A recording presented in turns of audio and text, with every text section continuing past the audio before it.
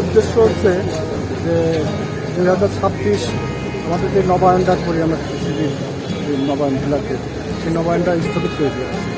আমরা চাচ্ছি যে মাননীয় প্রধানমন্ত্রীর কাছে আমরা চাচ্ছি যে এই স্থগিত না করে আমাদের এটা আবার চলমান রাখে, তা না হলে আমাদের অনেক ডিলার যেসব ডিলার আছে সব ডিলারগুলো ক্ষতিগ্রস্ত হবে। এখন সরকারের হাতে এমন পরিকল্পনা থাকতে পারে যে টিসিবির পরিবর্তে নতুন কোনো সিস্টেম চালু করলে সেই সিস্টেমও আপনাদের দিতে পারে, এমন কোনো আলোচনা শুনেছেন? সেটা তো পরের, যদি ওইটা আমাদের থাকে সেটা বিষয় আলাদা, কিন্তু আমাদের তো সেই প্রতিশ্রুতি দেয় না।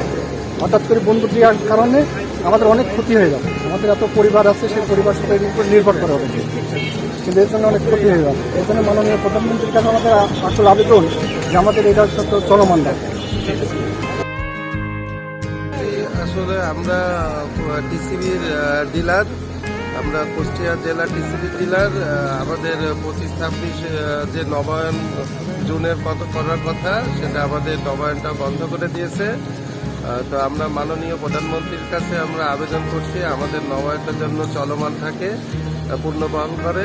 আর এই যদি নবায়ন না করা হয় তাহলে আমাদের যে 57টা ডিলার আছে আমরা অনেক ক্ষতিগ্রস্ত হব, এবং আমাদের প্রতিনিয়ত মাল দেওয়ার সময় আমাদের কিছু মাল থেকে যায়, এইগুলোতেও আমরা ক্ষতিগ্রস্ত হব। তো মাননীয় প্রধানমন্ত্রীর কাছে আমার আকুল আবেদন, আমাদের কুষ্টিয়া সহ সারা বাংলাদেশের যারা আজকে আমরা এই পরিস্থিতির ভিতরে আছি তাদের সবাইয়ের যেন এই নবায়নটা পূর্ণবহন করা হয়। আচ্ছা, এর আগে যে টিভিসি মাল নিয়ে দুর্বলখানে একটা অভিযোগ করছিল, সেটা কি আপনাদের মধ্যে পড়ে?